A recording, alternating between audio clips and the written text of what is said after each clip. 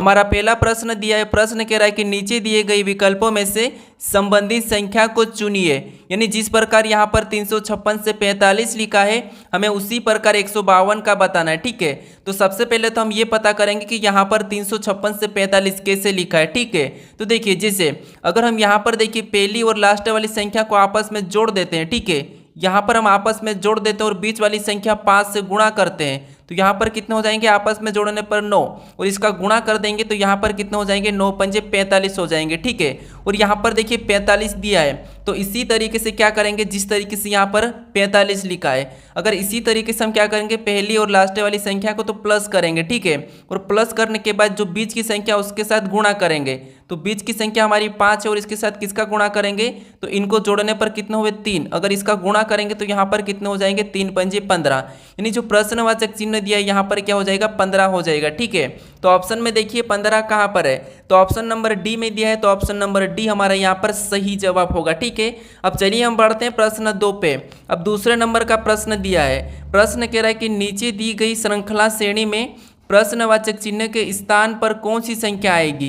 यानी यहाँ पर हम एक श्रृंखला श्रेणी दी है, ठीक है, वो भी समूह में है, तो यहाँ पर अगली जो दो प्रश्नवाचक चिन्ह दिए यहाँ पर कौन सी संख्या आएगी ये हमें बताना है। ठीक है, तो देखिए हमें क्या करना है, सबसे पहले यहाँ पर ये देखना है कि ये संख्या कैसे लिखी गई है। ठीक है, तो देखिए यहाँ पर हम क्या करते हैं, जब भी श्रृंखला के प्रश्नों को सोल्व करते हैं तो एक एक संख्या को देखते हैं। ठीक है, यहाँ पर हम समूह को भी देख सकते हैं, लेकिन यहाँ पर देखिए 3 से यहाँ पर 6 लिखा है मतलब 3 का डबल, फिर यहाँ पर देखिए 6 से 12 लिखा है मतलब 6 का डबल, फिर 12 से यहाँ पर 24 लिखा है मतलब 12 का डबल, तो यहाँ पर अगला कौन सा हो जाएगा, यहाँ पर 24 का डबल, यानी 24 का डबल कितना होता है 48 होता है, तो 48 यहाँ पर हो जाएगा। ठीक है, तो ऑप्शन देखिए डी वाला तो हमारा नहीं होगा और ऑप्शन ए वाला भी नहीं होगा। अब हम दूसरी संख्या को देखेंगे, तो दूसरी संख्या देखिए 9 से यहाँ पर क्या लिखा है 12 लिखा है मतलब 3 को जोड़ा गया है। ठीक है, फिर देखिए 12 से यहाँ पर 15 लिखा है तो इसमें भी 3 को जोड़ा गया है, और 15 से यहाँ पर 18 लिखा है मतलब यहाँ पर भी 3 को जोड़ा है, तो अगर अगली संख्या अगर हमको बताना है तो यहाँ पर भी 3 जोड़ देंगे 18 में, तो यहाँ पर क्या हो जाएगा, यहाँ पर 21 हो जाएगा। ठीक है, यानी यहाँ पर ये वाला हमारा समूह कौन सा बनेगा, तो यहाँ पर हमारा बनेगा 48 अनुपात क्या बनेगा 21 बनेगा। तो ये ऑप्शन में देखिए कहाँ पर है, तो ऑप्शन नंबर हमें यहाँ पर देखिए बी में दिया है, तो ऑप्शन नंबर बी हमारा यहाँ पर सही जवाब होगा। अब चलिए हम बढ़ते हैं प्रश्न 3 पे। अब तीसरे नंबर का प्रश्न दिया है, प्रश्न क्या कह रहा है, देखिए प्रश्न कह रहा है कि उस वेन आरेख का चयन करें जो दिए गए वर्गों के बीच संबंध को दर्शाता है।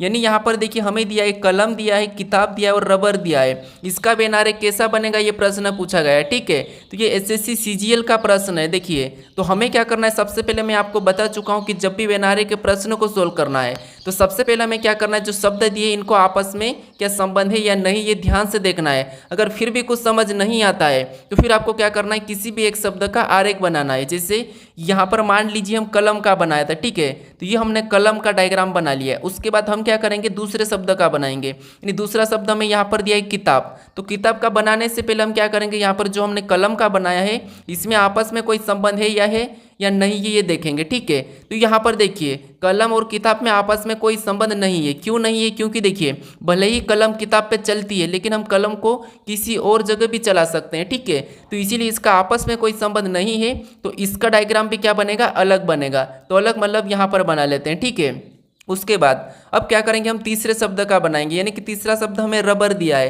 तो रबर का बनाने से पहले इन दो शब्दों से आपस में कोई संबंध है या नहीं है ये चेक करते हैं। तो यहाँ पर देखिए रबर का किताब से तो कोई संबंध नहीं है और कलम से भी कोई संबंध नहीं है। ठीक है, तो यहाँ पर ये भी क्या अलग बनेगा, तो ऑप्शन में हम देखेंगे कि ये अलग अलग वाले इस प्रकार के कहाँ पर है, तो ऑप्शन नंबर देखिए हमें सी में दिया है, तो ऑप्शन नंबर सी हमारा यहाँ पर सही जवाब होगा। ठीक है, अब चलिए हम बढ़ते हैं प्रश्न 4 पे।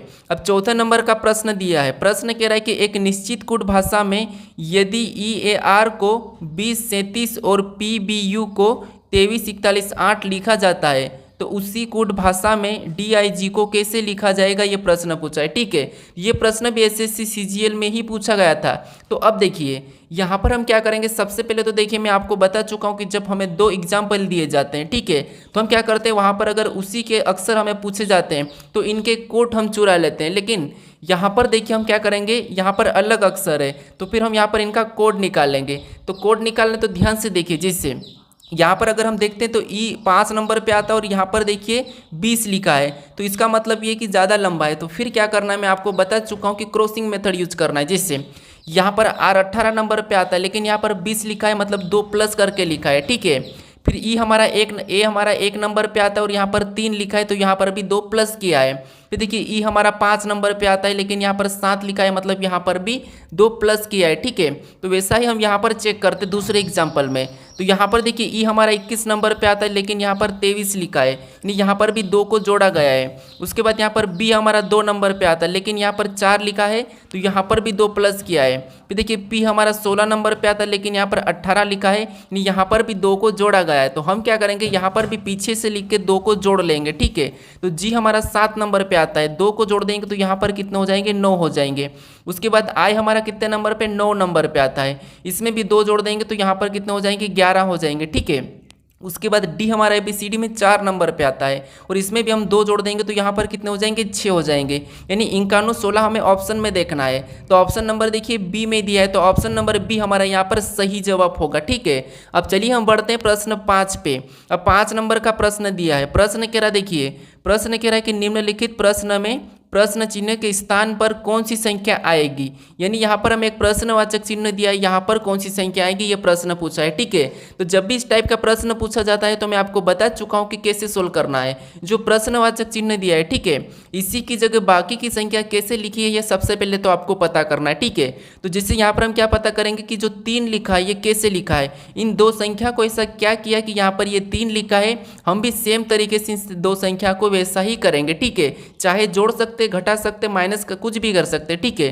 तो देखिए जैसे यहाँ पर अगर हम इन संख्या को आपस में जोड़ देते हैं तो यहाँ पर आपस में जोड़ने पर हमारे कितने हो जाएंगे, 27 हो जाएंगे, ठीक है। कितने हो जाएंगे, 13 और 14 को जोड़ेंगे तो 27, और 27 को अगर 9 से काटते हैं, क्योंकि हमें तो 3 का पता करना है, तो इसको 9 से काटेंगे तो यहाँ पर हमारे बराबर कितने हो जाएंगे, 3। और देखिए यहाँ पर 3 दिया है। अब इसी तरीके से यहाँ पर चेक करते हैं, ठीक है। तो यहाँ पर देखिए 27 और 54 को क्या करना है, आपस में प्लस करना है, ठीक है। तो इनको प्लस करेंगे तो कितना हो जाएंगे, 81 हो जाएंगे, ठीक है। और 81 को भी क्या करना है हमें, यहाँ पर 9 से काटा था तो यहाँ पर भी 9 से काटना है। तो 81 को जब 9 से काटेंगे तो यहाँ पर हमारे बराबर कितने बचेंगे, 9 ही बचेंगे, ठीक है। तो जो प्रश्नवाचक चिन्ह दिया है यहाँ पर क्या आना चाहिए, 9 आना चाहिए। तो ऑप्शन में देखिए 9 है या नहीं है। अगर नहीं है तो दूसरा तरीका लगाएंगे, है तो फिर अपना वही सही जवाब है, ठीक है। तो ऑप्शन नंबर हमें यहाँ पर देखिए डी में दिया है, तो ऑप्शन नंबर डी हमारा यहाँ पर सही जवाब होगा। तो जब भी आपको लुप्त संख्या पूछी जाती है, जो प्रश्नवाचक चिन्ह दिया है उसी की जगह बाकी की संख्या कैसे लिखी है ये सबसे पहले आपको पता करना है, ठीक है। अब चलिए हम बढ़ते हैं प्रश्न 6 पे। अब 6 नंबर का प्रश्न दिया है। प्रश्न कह रहा है कि निम्नलिखित प्रश्न में दिए गए विकल्पों में से विषम अक्षर समूह का चयन करें। यानी यहाँ पर हमें कुछ विकल्प, 4 विकल्प दिए, इसमें संख्या लिखी है, ठीक है। इसमें से हमें विषम बताना है। तो अब देखिए क्या करना है, सबसे पहले तो आपको पता है, हम संख्या को ध्यान से देखते हैं कि संख्या किसी का वर्ग लिखा है या किसी का घन लिखा है। अगर संख्या बड़ी हो तो फिर आपस में उसको क्या करना है, जोड़ के देखना है। तो जैसे यहाँ पर देखिए इनको अगर हम आपस में जोड़ते हैं तो 4 और 2 6, और 6 में 6 को जोड़ेंगे तो यहाँ पर टोटल कितने हो रहे हैं, हमारे 12 हो रहे हैं, ठीक है, इनको जोड़ने पर। उसी तरीके से यहाँ पर 6 और 6 को जोड़ेंगे तो 12, और 12 में 4 को जोड़ेंगे तो यहाँ पर कितने हो रहे हैं, 16 हो रहे हैं, ठीक है। फिर देखिए उसके बाद यहाँ पर 2 और 3 को जोड़ेंगे तो 5, 5 में 8 को जोड़ेंगे तो यहाँ पर कितने हो रहे हैं, 13 हो रहे हैं, ठीक है। कितने, 13। उसके बाद यहाँ पर देखिए ऑप्शन डी, 3 और यहाँ पर 8 को जोड़ेंगे तो 11, 11 में 7 जोड़ेंगे तो यहाँ पर कितने हो रहे हैं, 18 हो रहे हैं। अब देखिए हमें क्या कहा था कि विषम का चयन करें, यानी कि अलग बताना है। तो यहाँ पर अलग हम कौन सा बताएंगे, कैसे बताएंगे। तो देखिए जैसे यहाँ पर हमारे एक संख्या हमें दिखी जो कि है 13, ये 13 जो है, ठीक है, ये क्या एक विषम संख्या भी है और अभाज्य संख्या भी है। तो यही हमारी क्या हो जाएगी, विषम हो जाएगी, ठीक है, क्या हो जाएगी, विषम। तो ऑप्शन नंबर हमारा कौन सा यहाँ पर सी वाला अलग होगा, यानी ऑप्शन नंबर सी ही हमारा यहाँ पर सही जवाब होगा, ठीक है। तो जब भी आपको संख्या बड़ी दे और वहाँ पर अगर वर्ग घन किसी का न हो तो फिर आपको क्या करना है, वहाँ पर जोड़ के देखना है, तो आपका ऑटोमेटिक आंसर निकलेगा। अब चलिए हम बढ़ते हैं प्रश्न 7 पे। अब 7 नंबर का प्रश्न दिया है। प्रश्न कह रहा है कि नीचे दी गई अक्षर श्रृंखला श्रेणी में रिक्त स्थान को पूर्ण कीजिए। यानी यहाँ पर हमें अक्षर दिए हैं और कुछ रिक्त स्थान भी है। ठीक है, यहाँ पर हमें किन अक्षर को भरे कि हमारी ये अक्षर श्रृंखला पूरी हो। तो देखिए इस टाइप के जब भी प्रश्न पूछे जाते हैं तो मैं आपको बताया था कि उनको काउंट करना है या फिर 3-4 में भाग करना है। ठीक है, तो जैसे यहाँ पर हम गिन लेते हैं 1 2 3 4 5 6 7 8 9 10 11 12, टोटल हमारे कितने हो रहे 12 हो रहे। ठीक है, मतलब हम 3 में भी काट सकते, 4 में भी काट सकते। अब देखिए एक बार हम क्या करते हैं 4-4 में इसको अलग करके देख लेते हैं। ठीक है, अगर जोड़ा बनता है तो फिर सही हो जाएगा। तो ये हमने 4-4 में अलग किया। अब देखिए यहाँ पर हम क्या करेंगे, सी से पहले कौन सा है वो देखेंगे। तो यहाँ पर देखिए सी के बाद कौन है, एफ है, मतलब यहाँ पर हम एफ को भर लेंगे। ठीक है, यहाँ पर किसको भरेंगे, एफ को। अब हमें क्या देखना है, एफ के बाद हमारा यहाँ पर बी बन रहा है। ठीक है, और यहाँ पर भी एफ के बाद बी है, लेकिन अब यहाँ पर देखिए बी से यहाँ पर सी से पहले हमें बताना है। तो यहाँ पर देखिए जो डी दिया है, ठीक है, यहाँ पर एफ से पहले क्या हो जाएगा, तो यहाँ पर आप कहोगे एफ से पहले यहाँ पर क्या हो जाएगा, सी हो जाएगा। अब जो हमने जो जोड़ा बनाया, ठीक है, यहाँ पर कौन सा जोड़ा बना है, तो यहाँ पर बी डी सी एफ, तो यहाँ पर भी कौन सा बनेगा, बी डी सी एफ का ही बनेगा। ठीक है, और यहाँ पर भी बी डी सी एफ का ही बनेगा। तो ये देखिए अब जोड़ा हमारा कौन सा बना है, बी डी सी एफ, यहाँ पर भी बी डी सी एफ, यहाँ पर भी बी डी सी एफ। अब हमने कौन कौन से अक्षर को भरे वो देखेंगे। तो सबसे पहले तो हमने बी को भरा, फिर हमने डी को भरा, फिर वापस से हमने डी को भरा, फिर हमने एफ को भरा, फिर हमने सी को भरा। तो ऑप्शन में देखिए ये वाला कहाँ पर है, तो ऑप्शन नंबर हमारा यहाँ पर देखिए ए में दिया है। ठीक है, तो ऑप्शन नंबर ए हमारा यहाँ पर सही जवाब होगा। अब चलिए हम बढ़ते हैं प्रश्न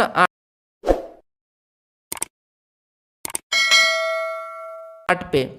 8 नंबर का प्रश्न दिया है। प्रश्न क्या कह रहा है, देखिए प्रश्न कह रहा है कि नीचे दिए गए विकल्पों में से संबंधित अक्षर को चुनिए। यानी दोस्तों यहाँ पर देखिए एनोलॉजी का ही प्रश्न है। एनोलॉजी में नंबर एनोलॉजी भी पूछी जाती है, जो कि मैंने पहले नंबर प्रश्न में बताया हूँ। ठीक है, आपको अक्षर एनोलॉजी भी दी जाती है। ठीक है, तो इसीलिए मैं दोनों प्रकार के प्रश्न दिया, वो शब्द एनोलॉजी भी दी जाती है। ठीक है, तो यहाँ पर देखिए हम यहाँ पर ये पता करेंगे कि यहाँ पर जो अक्षर दिए इसी का यहाँ पर ये इनको कैसे लिखा है, सेम उसी तरीके से हम यहाँ पर बताएंगे, ये आपको पता है। ठीक है, तो यहाँ पर देखिए जो अक्षर यहाँ पर दिए हैं, अगर सेम अक्षर यहाँ पर रिपीट हो तो फिर आपको क्या करना है, यहाँ पर क्रॉसिंग मेथड यूज करना है। जैसे यहाँ पर देखिए यहाँ पर क्या किया है, तो यहाँ पर ई और ए ये बीच के, ठीक है, इनको तो यहाँ पर बीच में वैसा ही लिखा है, बस इनको क्या किया है आपस में बदल दिया है। ठीक है, तो हम क्या करेंगे सेम तरीके से जो यू और जे है, ठीक है, इसको तो हम क्या करेंगे यहाँ पर वैसा ही लिख लेंगे। ठीक है, यहाँ पर वैसा ही लिखेंगे, बस हमें इनको आपस में बदलना है। तो यू जो पहले हो जाएगा और जो जे आगे ये पीछे हो जाएगा। अब हमारा यहाँ पर कैसा जोड़ा बना है समूह, तो यहाँ पर यू यू जे जे, तो ऑप्शन में देखिए यू यू जे जे कहाँ पर है, तो ऑप्शन नंबर हमें यहाँ पर देखिए डी में दिया है, तो ऑप्शन नंबर डी हमारा यहाँ पर सही जवाब हो जाएगा। ठीक है, अब चलिए हम बढ़ते हैं प्रश्न 9 पे।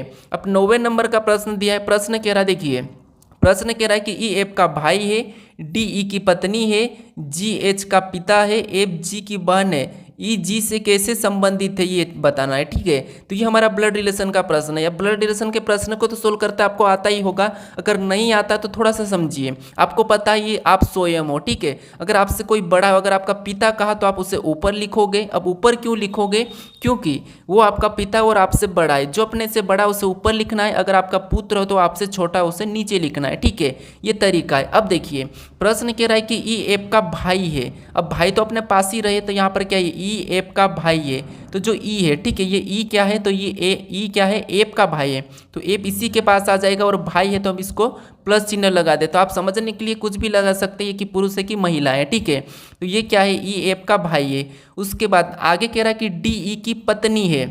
अब डी क्या है, तो ई की पत्नी है, मतलब डी नीचे सॉरी यहाँ पर आ जाएगी। ठीक है, ये पत्नी है तो यहाँ पर बराबर का निशान लगा लेंगे, और डी क्या है, ई की पत्नी है, तो ये एक औरत है तो माइनस लगा लेते हैं। ठीक है, अब ये जोड़ा बना हमारा पति पत्नी का। पति पत्नी में आपको बराबर का चिन्ह लगाना ताकि ये पति पत्नी है। ठीक है, उसके बाद यहाँ पर देखिए जी एच का पिता है। अब जी क्या है, एच का पिता है। अब एच का पिता है तो एच इसके नीचे आ जाएगा, क्योंकि वो क्या है, पिता है। यहाँ पर देखिए जी, सॉरी यहाँ पर क्या कह रहा है कि जी, यहाँ पर जी एच का पिता है, मतलब यहाँ पर जो जी है, ठीक है, ये क्या है, एच का पिता है, तो एच इसके नीचे आ जाएगा, मतलब पिता है तो ये पुरुष हो जाएगा। ठीक है, अब देखिए आगे प्रश्न कह रहा है कि एफ जी की बहन है। अब एफ क्या है, तो एफ जी की बहन है, मतलब ये भी भाई बहन में चले जाएंगे, और एफ क्या है, जी की बहन है, ठीक है, तो इसको हम औरत लगा देते हैं। उसके बाद अब देखिए यहाँ तक हमारा पूरा हुआ। अब प्रश्न कह रहा है कि ई जी से कैसे संबंधित है। अब देखिए दोस्तों, आपको ये भी आता है कि आप इस टाइप का भी चित्र बना लेते हो, इस टाइप का आप सब समीकरण बना के समझ लेते हो, ठीक है। लेकिन एक बात ये कि आप लास्ट में उसका जवाब देना नहीं बता पाते सही, ठीक है। आप कैसे बताते कि यहाँ पर देखिए ई जी से कैसे संबंधित है, तो यहाँ पर आपको क्या करना है, जब भी जहाँ पर से लगता है उससे उल्टा बताना है। जैसे जी का ई क्या लगेगा, ठीक है, जी का ई क्या लगेगा, तो यहाँ पर देखिए जी का ई क्या लगेगा, तो यहाँ पर जी का ई क्या लगेगा, तो आप कहोगे यहाँ पर ई का ये भाई है तो ये भी इसका भाई है, ठीक है, तो यहाँ पर ये क्या लगेगा, भाई लगेगा। तो ऑप्शन में देखिए जी का ई क्या लगेगा, भाई लगेगा। तो ऑप्शन नंबर हमारा यहाँ पर ए वाला सही जवाब होगा, ठीक है। तो आपको यहाँ पर क्या करना है, जहाँ भी से लगा वहाँ से उल्टा बताना है। अब चलिए हम बढ़ते हैं प्रश्न 10 पे। अब 10 नंबर का प्रश्न दिया है। प्रश्न कह रहा है कि यदि ए का अर्थ प्लस है और बी का अर्थ गुणा है और सी का अर्थ माइनस है और डी का अर्थ भागित है तो निम्नलिखित व्यंजक का मान क्या होगा। यानी हमारा ये मैथमेटिकल ऑपरेशन का क्वेश्चन है, ठीक है, यानी कि गणितीय संक्रियाएं। तो आपको क्या करना है, जब भी ऐसे प्रश्न पूछे जाते हैं तो जो हमें यहाँ पर देखिए अक्षर दिए, ठीक है, ये हमारे अक्षर है, इनमें आपको उन चिन्हों को रखना है जो कहा गया है, ठीक है। तो जैसे यहाँ पर देखिए सबसे पहले हम क्या करेंगे, 50 को ले लेते हैं, ठीक है, और 50 के बाद कौन सा चिन्ह यहाँ पर दिया है, अक्षर हमें यहाँ पर ए दिया है, और यहाँ पर देखिए ए का अर्थ क्या कहा, प्लस कहा, तो यहाँ पर हम क्या करेंगे, प्लस का चिन्ह लगा लेंगे। उसके बाद हम अगली संख्या क्या लिखेंगे, 86 को वैसा ही लिख लेंगे, ठीक है। फिर देखिए यहाँ पर हमें अगला और क्या मिला, सी मिला, और यहाँ पर देखिए सी का अर्थ क्या कहा, माइनस कहा, तो हम यहाँ पर माइनस लगाएंगे और अगली संख्या 40 को वैसा ही लिख लेंगे, ठीक है। फिर देखिए फिर आपस में और संख्या हमें मिली, यहाँ पर क्या दिया है, अक्षर दिया है डी, और डी का अर्थ यहाँ पर कहा है भागित, तो यहाँ पर हम क्या करेंगे, भागित का चिन्ह लगा लेंगे और अगली संख्या लिखेंगे 10 को, ठीक है, वैसा ही। और भी हमें यहाँ पर अक्षर मिला जो कि बी है, और यहाँ पर बी का अर्थ गुणा का, तो हम गुणे का चिन्ह लगा के यहाँ पर अगली संख्या 5 को वैसा ही लिख लेंगे, ठीक है। अब क्या करेंगे, हम बोर्ड मास रूल पे इसे सोल्व करेंगे। तो अब देखिए आपको तो पता ही, देखिए जैसे 50 तो वैसा ही रहेगा, ठीक है, ये प्लस वाला तो पहले नहीं सोल्व कर सकते, तो ये तो वैसा ही रहेगा, माइनस भी वैसा ही रहेगा। सबसे पहले यहाँ पर भागित सोल्व हो जाएगा, तो यहाँ पर भाग देंगे तो यहाँ पर कितने बचेंगे, 4, और गुणे का भी वैसा ही रहेगा, ठीक है। तो इसके बाद हम गुणा भी कर सकते, तो यहाँ पर मैं सीधे क्या कर दूँ, 4 पंजे 20 कर लेता हूँ, ठीक है, क्योंकि उसके बाद गुणा ही करना है, तो ये 4 पंजे 20 हो गया। फिर देखिए उसके बाद हमें क्या करना है, इसको प्लस कर लेना है, तो यहाँ पर देखिए 50 और 86 को प्लस करेंगे तो यहाँ पर हमारे कितने हो जाएंगे, 6, और यहाँ पर 8 5 13 मतलब 136 हो जाएंगे, ठीक है, और माइनस क्या आ जाएगा, यहाँ पर 20 हो जाएगा, ठीक है। अब इसे सोल्व करेंगे, यहाँ पर 136 में से 20 को माइनस करेंगे तो यहाँ पर कितने बचेंगे, 116 बचेंगे, ठीक है, कितने बचेंगे, 116।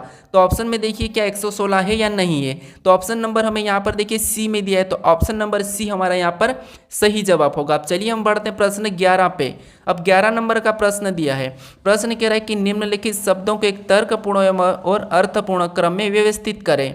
यानी यहाँ पर हमें दिया है, पहला तो दिया है खाओ, दूसरा दिया है फल, और तीसरा बीज, और चौथा तोड़ो, और पांचवा दिया है पौधा। तो इसको क्या करना है, अर्थक्रम एवं यहाँ पर देखिए तर्कपूर्ण एवं अर्थपूर्ण में व्यवस्थित करना है। यानी दोस्तों यहाँ पर थोड़ा सा आपको समझना है, जब भी इस टाइप का प्रश्न मिले तो अर्थपूर्ण और तर्कपूर्ण का मतलब यही है कि या तो आप इसको घटते क्रम में लिख सकते हो या फिर इसको बढ़ते क्रम में। तो मान लीजिए हम घटते क्रम में देखते हैं, या कोई सा भी एक क्रम आपको ऑप्शन में देखने को मिलेगा। तो यहाँ पर देखिए घटते क्रम की बात करते हैं या फिर बढ़ते क्रम की। अगर बढ़ते क्रम की बात करते तो यहाँ पर देखिए सबसे पहले क्या होगा, एक बीज होगा, यानी तीसरे नंबर वाला पहले लेंगे, ठीक है, तो तीसरे वाला पहले लेंगे। उसके बाद जब बीज होगा तो वो क्या बनेगा, एक पौधा बनेगा, तो फिर कौन सा लेंगे, हम पांचवा लेंगे। फिर 5 के बाद पौधे के बाद क्या होगा, तो पौधे के बाद होगा फल, तो हम दूसरे नंबर वाले को लेंगे, ठीक है, और फल के बाद क्या होगा, तोड़ना, तो हम चौथे नंबर वाले को लेंगे, और तोड़ने के बाद क्या होता है, खाना, तो हम क्या करेंगे, लास्ट में पहले नंबर वाले को लेंगे, ठीक है।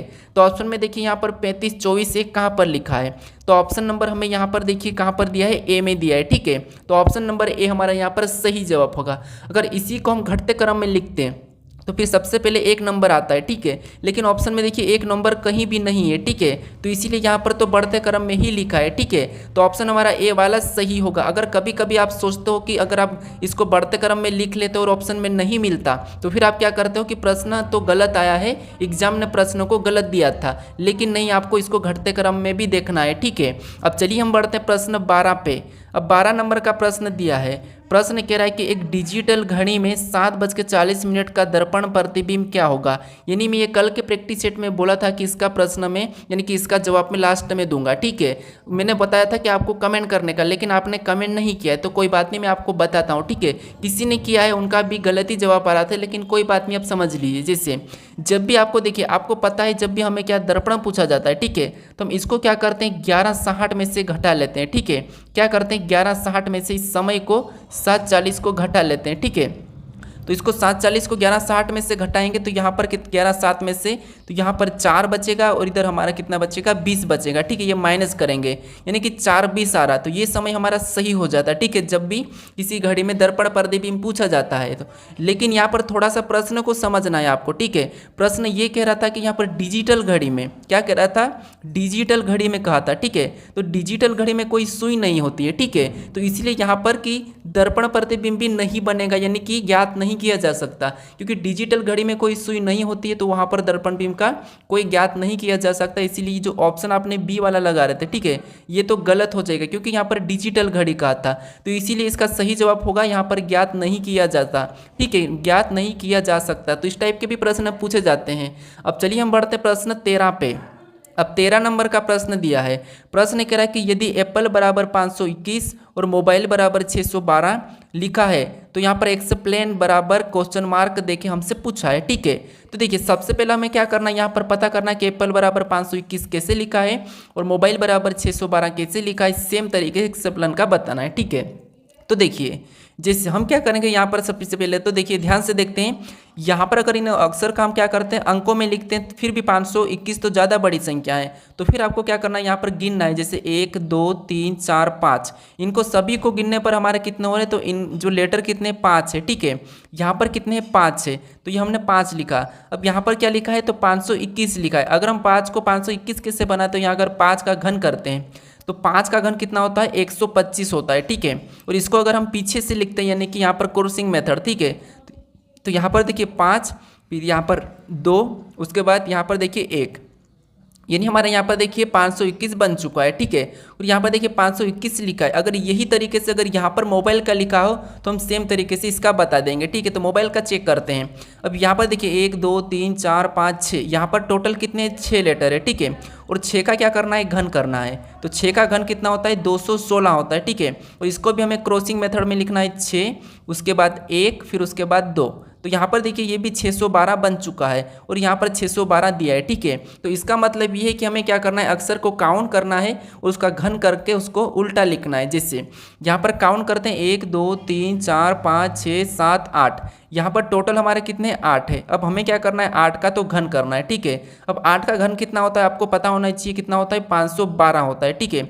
और इसको क्या करना है उल्टा लिखना है, तो 2 को आगे लिखेंगे तो ये 2 हो जाएगा, फिर 1 को तो वैसा ही लिखेंगे तो 1 वैसे यहीं रहेगा और 5 को पीछे लिखेंगे। तो यहाँ पर हमारा क्या हुआ, यहाँ पर देखिए 215। तो ऑप्शन में देखिए 215 कहाँ पर है, तो ऑप्शन नंबर हमें यहाँ पर बी में दिया है, तो ऑप्शन नंबर बी हमारा यहाँ पर सही जवाब होगा, ठीक है।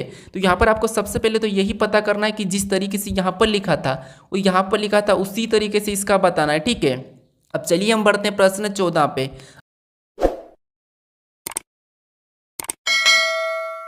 अब 14 नंबर का प्रश्न दिया है। प्रश्न कह रहा है कि एक पंक्ति में रवि बाएं छोर से 19वां है, यदि रोहन बाएं से 8वां है तब उनके बीच में कुल कितने व्यक्ति है। यानी दोस्तों यहाँ पर देखिए, यहाँ पर ये कहा है कि 2 लड़के हैं, ठीक है, और उन एक लड़का जैसे रवि बाएं से 19वां है और रोहन भी बाएं से 8वां, यानी कि दोनों तरफ से बाएं बाएं का ही है, ठीक है, इनका स्थान। और पूछा है कि इनके बीच में कितने व्यक्ति है। तो यहाँ पर एक तो तरीका ये है कि आपको क्या करना है, जो 19 दिया है, ठीक है, इसमें इसका बाएं वाला स्थान 8वां है, इसको घटा लेते हैं, ठीक है। तो यहाँ पर 19 में से 8 को हम क्या करते हैं घटा लेते हैं, तो यहाँ पर हमारे कितने बचते हैं 11, और 11 में से 1 को और घटाना, तब जाके आपका क्या होगा यहाँ पर आंसर आ जाएगा, ठीक है, यानी कि 10 व्यक्ति। लेकिन आप एक तरीके से और भी सोल्व करते हैं, जैसे यहाँ पर देखिए 8 है, ठीक है, और इधर एक तरफ 19 से। हमें क्या करना है यहाँ पर बीच के बताना है, ठीक है। तो हम क्या करते हैं 9 से गिनते हैं, यानी कि 9, 10, 11, 12, 13, 14, 15, 16, 17, 18, ये 18 हमारे 20 तक हो जाएंगे, ठीक है। क्या होंगे एक बार और समझिए, जैसे यहाँ पर हमें बीच के बताना तो 9 से गिनेंगे, तो 9 से 9, 10, 11, 12, 13, 14, 15, 16, 17, 18 ये बीच के हैं, ठीक है। तो इनको गिनेंगे तो 1, 2, 3, 4, 5, 6, 7, 8, 9, 10, यानी कि बीच के कितने 10 है। यहाँ पर भी हमारा 10 आया था और यहाँ पर भी 10 है, यानी यहाँ पर आंसर हमारा क्या होगा 10 होगा, ठीक है। तो ऑप्शन नंबर बी हमारा यहाँ पर सही होगा। तो आपको क्या करना है, जब भी घटाना है तो छोड़ देखना है कि यहाँ पर भी बाएं दिया है और यहाँ पर भी बाएं दिया है, तो फिर आपको क्या करना है यहाँ पर भी घटा लेना और फिर एक और घटाना है, ठीक है। अब चलिए हम बढ़ते हैं प्रश्न 15 पे।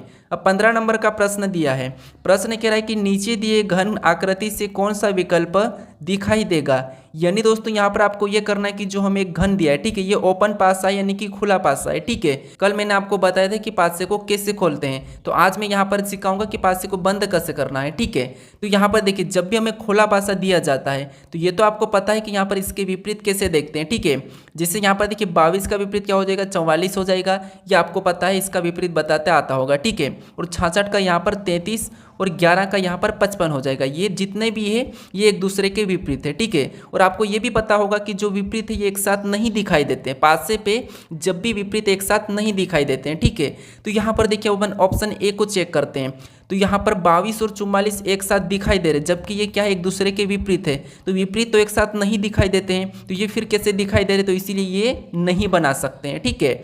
उसके बाद अब यहाँ पर देखेंगे तो 11 का विपरीत क्या है 55 है, नहीं दिख रहा है। 44 का विपरीत 22 से नहीं दिख रहा है। 66 का विपरीत क्या है हमारा 33 से, वो भी नहीं दिख रहा है, मतलब इसे हम बना सकते हैं, ठीक है। उसके बाद यहाँ पर देखिए यहाँ पर 66 और 33 एक दूसरे के विपरीत है, लेकिन यहाँ पर एक साथ दिखाई दे रहे हैं, तो इसे भी हम नहीं बना सकते हैं। यहाँ पर हमारे 11 और 55 एक साथ दिखाई दे रहे हैं, लेकिन एक दूसरे के विपरीत है, तो ये भी हम नहीं बना सकते हैं। हमें कहा था कि कौन सा विकल्प बनेगा, ठीक है, दिखाई देगा, तो ऑप्शन हमारा यहाँ पर बी वाला सही जवाब होगा, ठीक है।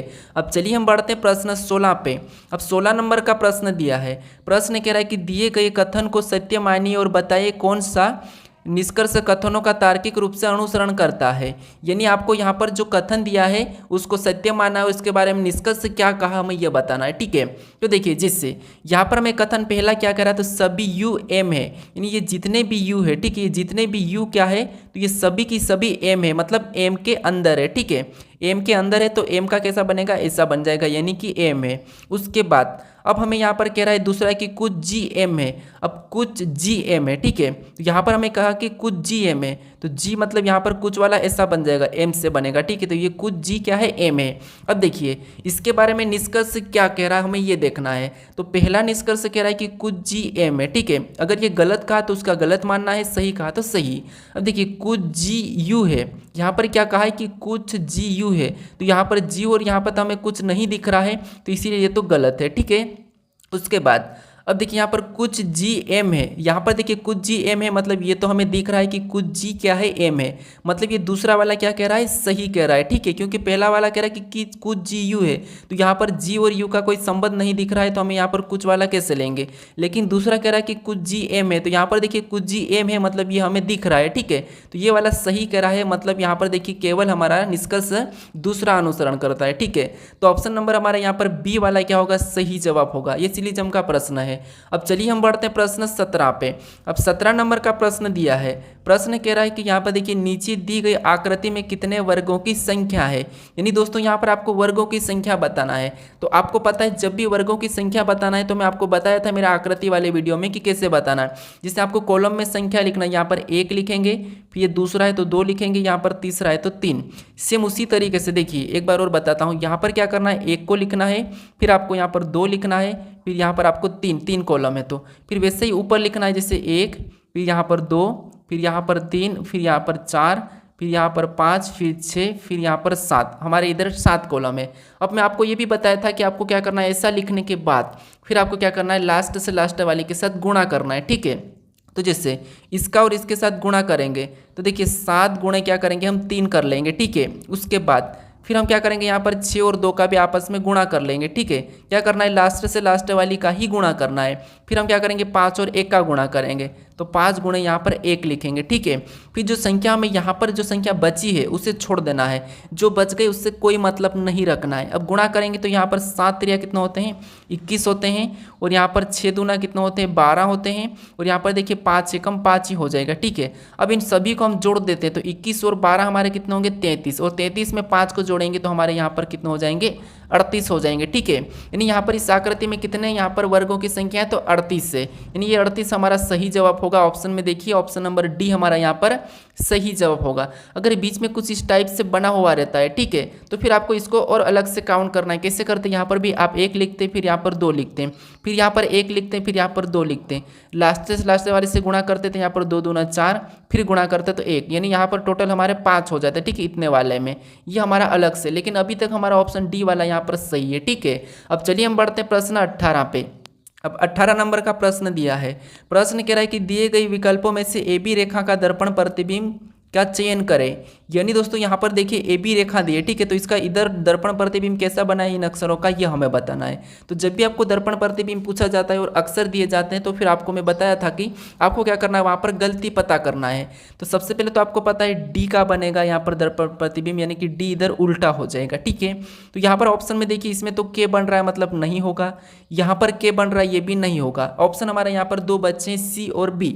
अब देखिए उसके बाद यहाँ पर एस का बनेगा, तो एस का बनेगा तो इस यहाँ पर आके उल्टा बन जाएगा ऐसा, तो ऐसा समय यहाँ पर तो सीधा ही दिया है, तो ये भी सीधा ही दिया है, तो ये तो गलत हो जाएगा। यहाँ पर देखिए उल्टा दिया है। ठीक है, मतलब हमारा ऑप्शन भी अभी एक ही बच्चा है, तो यही वाला हमारा यहाँ पर सही जवाब होगा। हमें पूरा चेक करने की भी कोई ज़रूरत नहीं है। ठीक है, अब चलिए हम बढ़ते हैं प्रश्न 19 पे।